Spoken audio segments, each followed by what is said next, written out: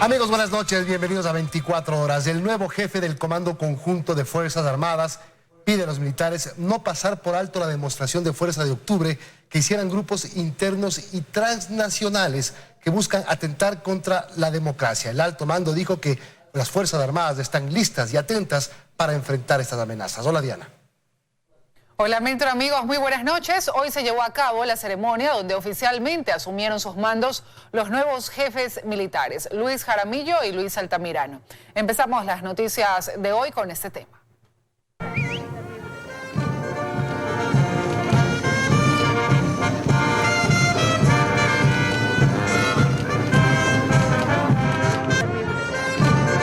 Ha pasado casi un mes desde su designación, pero es el primer discurso en calidad de jefe del Comando Conjunto de las Fuerzas Armadas.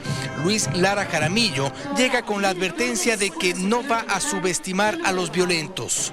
Que no se equivoquen los violentos, que no confundan los grupos criminales asociados con el narcotráfico y la subversión, que no olviden los corruptos.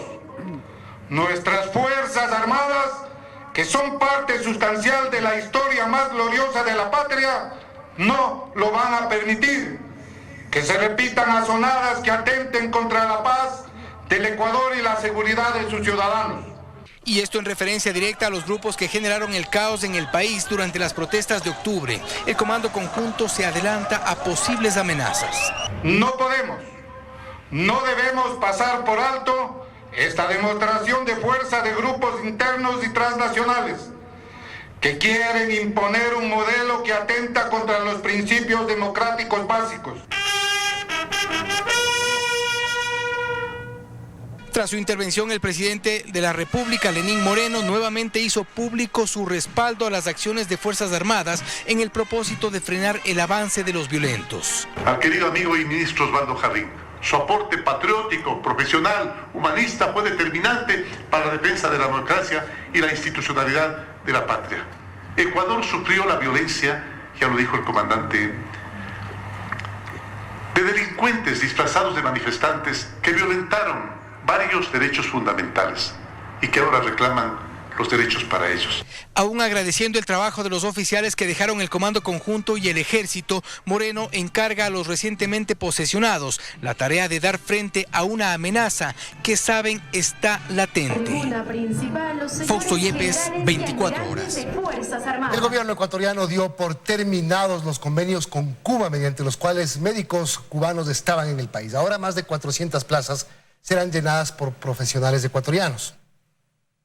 Fue la ministra de Gobierno, María Paula Romo, la encargada de anunciar que no habrá nuevos convenios y tampoco se renovarán los existentes entre el Ministerio de Salud de Ecuador y Cuba para que lleguen médicos cubanos. El gobierno del Ecuador ha decidido dar por terminados los últimos convenios que tiene. Significa que ya no habrá renovación de convenios. Esto, según el presidente de la Federación Médica Ecuatoriana, es algo que ya lo habían conversado previamente. Tenían también ciertas preferencias, estaban en hospitales en las ciudades grandes, no estaban en los hospitales cantonales y rurales donde se necesitan. Trajo masivamente especialistas cubanos que, si bien es cierto, no estaban bien preparados, vinieron a ocupar plazas de médicos ecuatorianos. Lo que significaban estas contrataciones es que el gobierno del Ecuador no les pagaba directamente a muchos médicos que trabajaban en su sistema de salud, sino que le pagaba al gobierno de Cuba, que a su vez les pagaba a médicos o diferentes especialistas. Ellos serán reemplazados por especialistas ecuatorianos que llenarán las plazas que quedan vacantes. El Ministerio de Salud hará el llamado para la postulación de los médicos. Y eso abrirá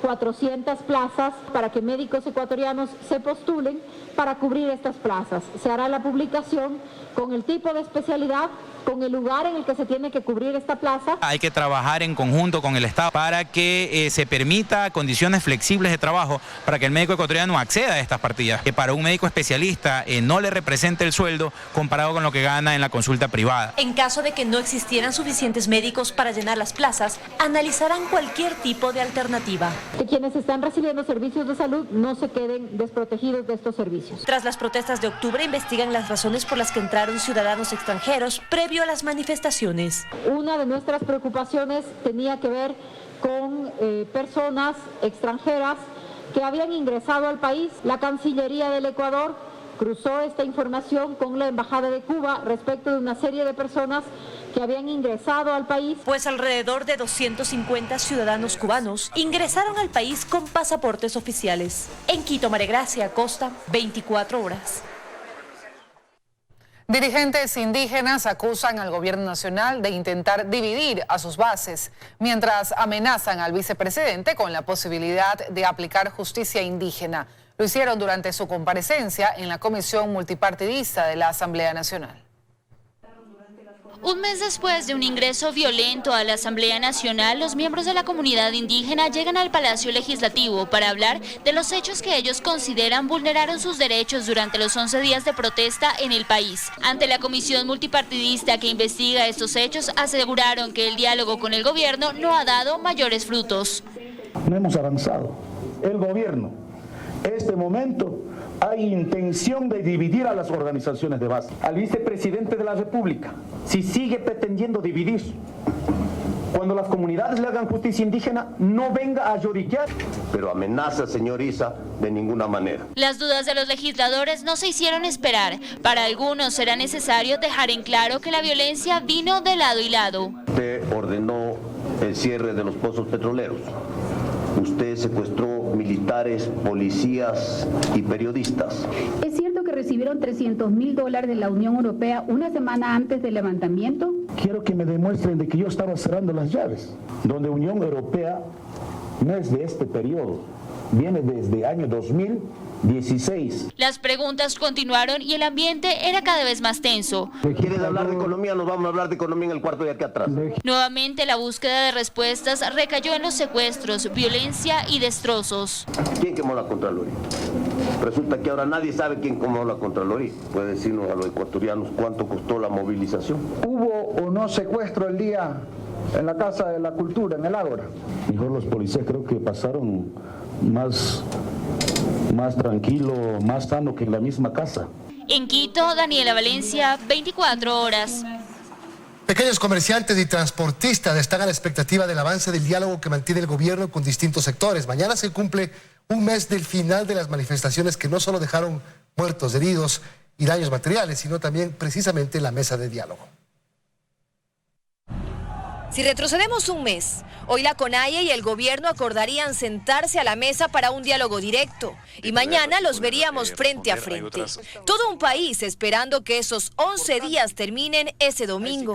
Y así fue, pero nos quedamos con un país dividido. 8 muertos, 1.340 heridos, 1.192 detenidos, además de $2.300 millones en pérdidas por la destrucción y la no producción durante esos días. Pero además el fin de las manifestaciones también dejó instaurada una mesa de diálogo que en los próximos días cumplirá un mes. Desde distintos sectores productivos, incluso aquellos que no están sentados en esta mesa, la expectativa gira en torno al avance de esos acuerdos. A nosotros sí nos preocupa la situación, lo que estamos viviendo en el país, que todavía no hay los diálogos, no están concretados, esa situación. Sí estamos a la expectativa, nosotros como organización social. Para este representante de pequeños comerciantes de mercados fueron momentos difíciles. No trabajaron 6 días y les costó recuperarse otros 3. Si bien reconoce que gracias a las manifestaciones los precios de los productos volvieron a la normalidad, también asegura que no quisiera que hayan momentos similares. Que se cristalice todas las cosas, estamos esperando esta situación. Los transportistas sí forman parte de la mesa. Aseguran que solo están a la espera de que desde el gobierno se tracen las líneas para la focalización de los subsidios y así concretar el acuerdo. Ellos han adelantado ciertas cosas, han dicho el diésel no se toca. ¿Eso coincide con lo que ustedes les podrían beneficiar? Esa es la posición que tiene actualmente el gobierno, de que el diésel no se va a tocar. Pero sin embargo, pues se está hablando de una focalización que tengo entendido le vamos a entrar nosotros a la mesa de diálogo. Ya sea que quien observe la mesa de diálogo esté dentro de ella o fuera, lo que allí se resuelva mantiene expectante a todo un país, pues ante la sola posibilidad de futuras manifestaciones, se prefiere hablar de diálogo, pero un diálogo honesto desde todas las partes. Dayana Monroy, 24 horas.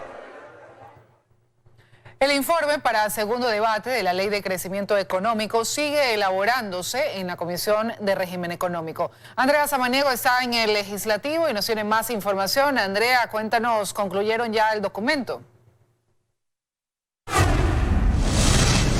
Gracias, está? Muy buenas noches. Aún no está listo este informe para segundo debate. Aún se encuentran haciendo una matriz con todos los aportes que recibió la Comisión de Régimen Económico durante el primer debate y también pues por las comparecencias que recibió esta comisión desde el viernes pasado. Esta sistematización la realizan los asesores de los legisladores mientras ellos mantienen reuniones a puerta cerrada, pues aún no hay los 7 votos que se requieren para aprobar este informe y que este pase al Pleno de la Asamblea. Pero escuchamos lo que dijo el presidente de esta comisión, Daniel Mendoza. Se necesitan votos ahí y los votos los estamos consiguiendo en este momento. ¿Con quién están consiguiendo? Bueno, con los asambleístas que han básicamente demostrado el compromiso en la mesa, una mayoría holgada de legisladores que de alguna manera vamos a priorizar el informe para el Pleno y garantizar que la Asamblea se pronuncie. ¿En su totalidad o en la división? En la totalidad del proyecto. O sea, no lo van a dividir finalmente en... Eso podrá pasar en el Pleno, pero no en el informe. Y bien, pues sin acuerdos no se conoce con exactitud cuándo la comisión podría sesionar para someter a votación este documento. Recordemos además que hay algunos que van por el archivo, otros que van por la división de este proyecto de ley que tendría puerta abierta por parte del Ejecutivo. Veamos en el siguiente video lo que nos dijeron los asambleístas durante la mañana de este martes.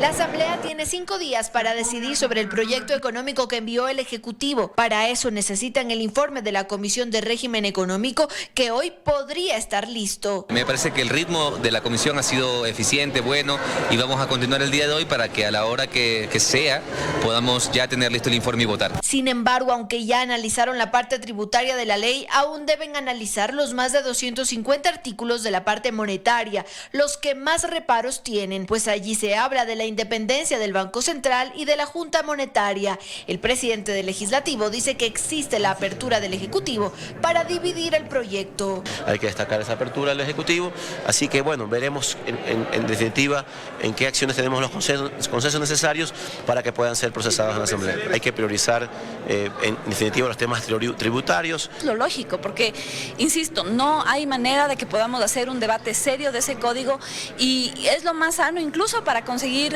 los votos necesarios en el Pleno para poder aprobar el resto del proyecto. Por eso la legisladora de Suma insistirá por tercera vez para que esta parte se elimine, pues dice no hay tiempo para tratarlo. Sin embargo, Mendoza sostiene que una moción no es la vía. Cualquier legislador, miembro de la mesa que desee dividir, archivar, eliminar lo monetario del proyecto económico urgente deberá presentarlo a través de un informe que recomiende aquello.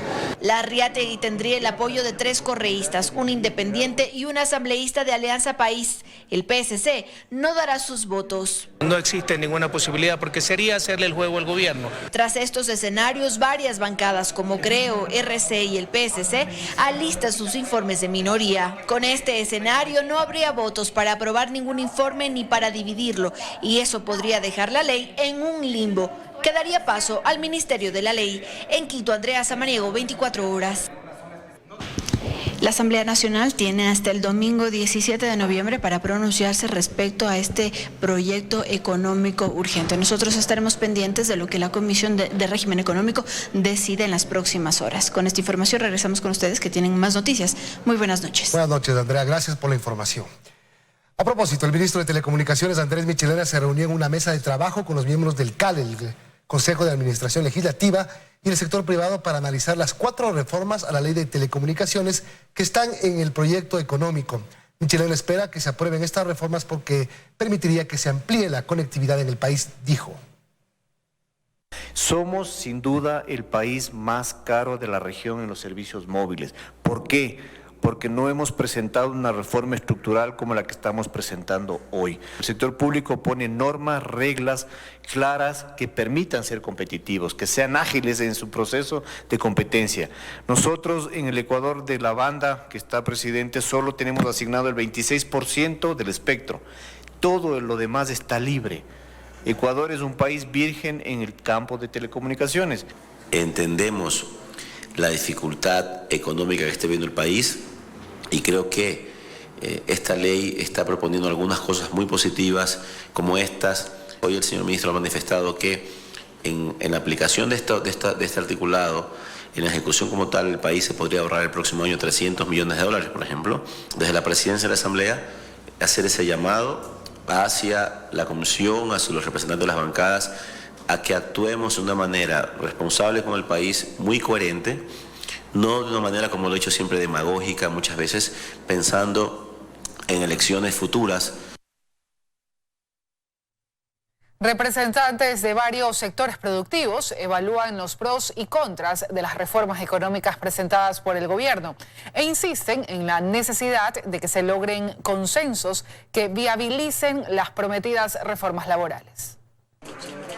En el proyecto de reformas económicas que se debate en la Asamblea Nacional, los sectores productivos ven una de cal y una de arena. Desde la Cámara de Comercio de Guayaquil, por ejemplo, aplauden que se haya planteado la eliminación del anticipo del impuesto a la renta. Son 360 millones de dólares que ese impuesto antes te lo sacaba de manera anticipada, te afectaba el flujo, el capital de trabajo, y ahora esa es plata que se queda en el comercio dando la vuelta. El sector industrial tiene otros puntos en la lista de temas positivos. La eliminación de ser agentes de retención para las pequeñas y medianas empresas, eso quita una carga burocrática, tramitológica que se hace pesada. Los representantes de ambos sectores coinciden, sin embargo, que hay varios temas que no gustan tanto. Se va a gravar con impuestos los dividendos que se distribuyen a los inversionistas extranjeros. También nos preocupa la disposición que se relaciona a las ventas ocasionales de inmuebles que no sean de vivienda. Tenemos un sector de la construcción que ha venido cayendo desde hace mucho tiempo. Clever Sigüenza, ex titular de la Cámara de la Agricultura, coincide. Cree que el gobierno debe insistir en la revisión de subsidios para que no todas las expectativas de recaudación caigan sobre el sector privado.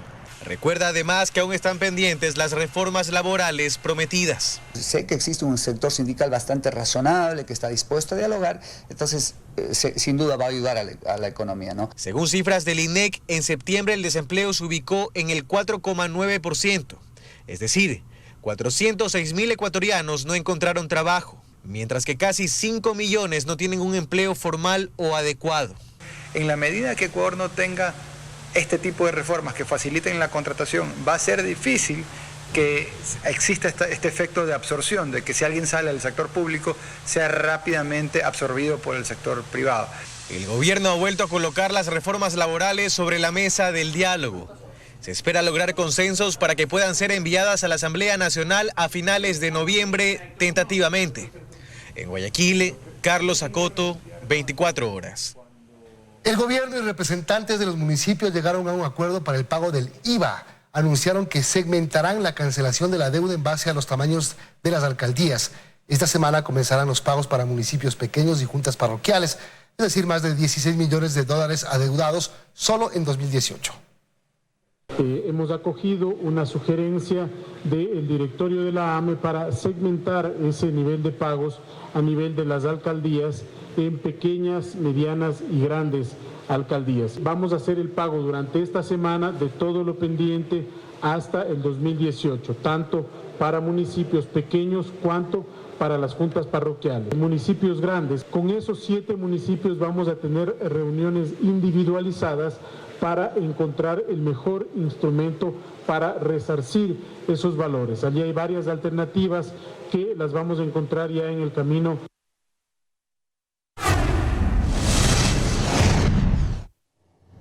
El ministro de Energía, Carlos Pérez, deja definitivamente el gobierno. Hoy oficializó su renuncia al cargo e hizo un recuento y detalle del avance en las áreas de hidrocarburos, minería y electricidad. Fue uno de los ministros que se mantuvo en su cargo desde el inicio del periodo del presidente Lenín Moreno. Carlos Pérez deja el gobierno y el sector energético con una rendición de cuentas. Hoy, por decisión propia, me retiro luego de haber cumplido 2 años y medio en esta función. Me dedicaré ahora a mi familia, esposa, hijos y nietas, a quienes agradezco haberme acompañado durante este duro trajinar. Muchas gracias.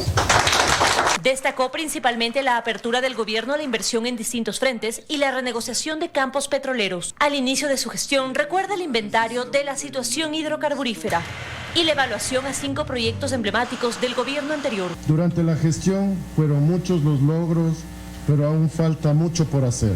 dio cifras sobre la producción petrolera que dijo ha incrementado a 543.000 barriles por día. Entre mayo del 2017 y junio de este año, el país produjo 411 millones de barriles, de los que se exportaron 244 millones, equivalente a 13.577 millones de dólares. Asegura además que en reservas probadas quedan 4.818 millones de barriles, sin cuantificar el crudo del suroriente y del ITT. Hemos trabajado en la ronda de campos menores, en la ronda Oil and Gas 2018, en la ronda intracampos, ya está con contratos de participación. Respecto al tema minero, dijo que avanza, pues Ecuador se decidió un país minero, del cual se pueden extraer una cantidad de recursos que se requieren justamente para el desarrollo de las sociedades y de las comunidades. También se refirió a las denuncias de corrupción en Petroecuador. Dice que apoyan las investigaciones. Estamos haciendo seguimiento de las noticias que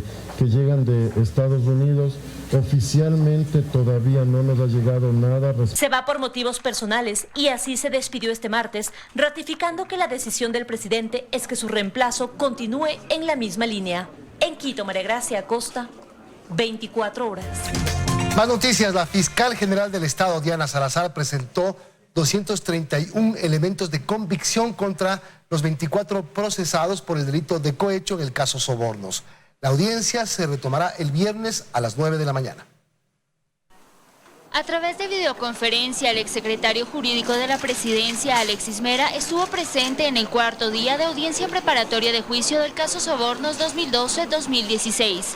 Durante este día, la fiscal general, Diana Salazar, detalló 231 elementos de convicción de un total de 587 en contra de 24 procesados como presuntos autores y cómplices del delito de cohecho. Hemos dado cuenta de la existencia de una estructura criminal que fue conformada tanto por funcionarios públicos como por empresarios. En base a ello, detalló informes técnicos relacionados con el informe verde final, correos electrónicos, facturas y contratos. Citó, por ejemplo, que la empresa Fopeca entregó $110.000 en efectivo, 393.364 en cruce de facturas. A cambio, recibió 14 contratos con el Ministerio de Transporte y Obras Públicas. De la misma forma, la empresa Hidalgo entregó 137.469 en efectivo, $532.150 en cruce de facturas. A cambio, se adjudicó 23 contratos.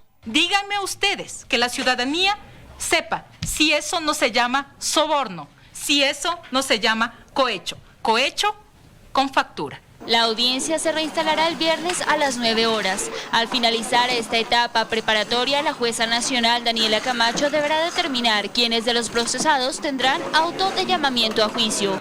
En Quito, Daniela Valencia, 24 horas. La tercera cita del Consejo de Comercio e Inversiones entre Ecuador y Estados Unidos se realizará el 4 y 5 de diciembre en Quito. La reunión es parte de la cooperación bilateral para avanzar a acuerdos comerciales más extensos.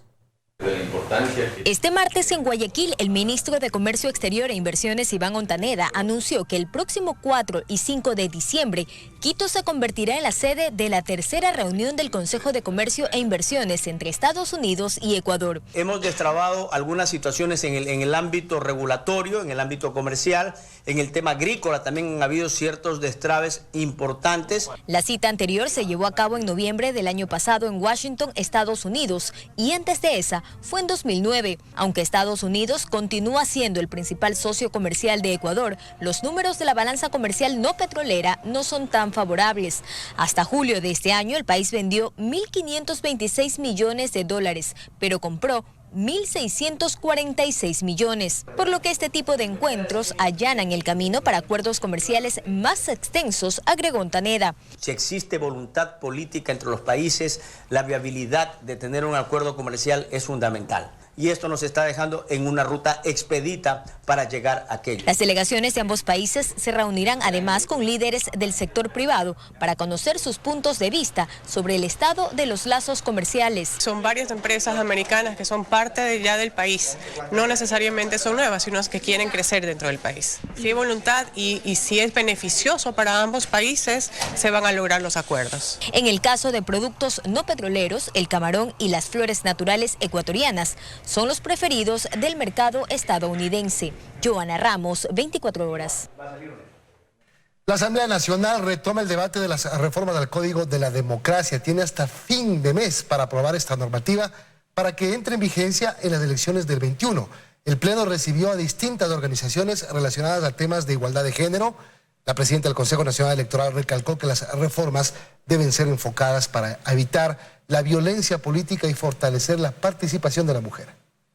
La función electoral ha propuesto se reformen los artículos 99 y 105 de la Ley Orgánica Electoral, en las que se propone que las listas deben mantener de forma estricta la equidad y paridad y alternabilidad y secuencialidad entre hombres y mujeres. La aprobación de esta reforma significará que las mujeres dejemos de ser vistas como un simple relleno y podamos liderar los procesos para lograr mayor equidad de género en el acceso a espacios de poder. La tarde de este martes se realizó un evento en conmemoración a los 60 años de la Comisión Interamericana de Derechos Humanos. La presidenta de la organización advirtió durante el acto de que a pesar de los logros de las últimas décadas, en el último tiempo le preocupa la inestabilidad democrática y las demandas sociales que recorren el continente.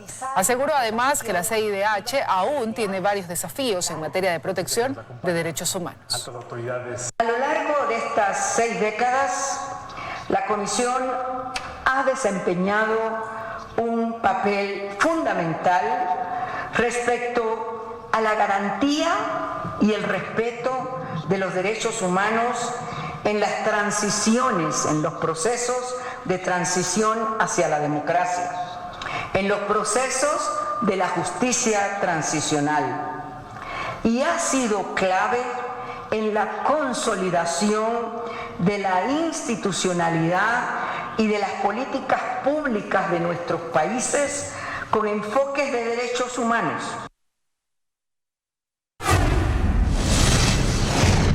Casi una tonelada de droga fue incautada por la policía en 15 días de operativos en la provincia del Carchi. El alcaloide está valorado en $2 millones en el mercado nacional.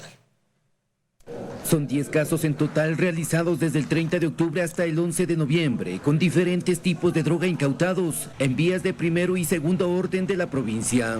Total de droga, 51.300 gramos de marihuana, 844.653 gramos de cocaína, 7.090 gramos de heroína, 4 vehículos retenidos. El caso más grande se concretó anoche con la captura de un camión cargado con casi una tonelada de pasta a base de cocaína, embalada en bloques con cintas plásticas y un logotipo que identifica todo el cargamento. Proceden a hacer el registro del mismo y encontrando en la parte del balde 22 sacos de yute en los cuales en el interior estaban los paquetes. El destino era la costa ecuatoriana para su posterior expendio al interior del país. Lamentablemente el operativo no deja detenidos, pero sí una investigación contra los propietarios del vehículo para determinar responsabilidades. En estas épocas donde finaliza un año es donde los traficantes intentan ingresar la mayor cantidad de drogas.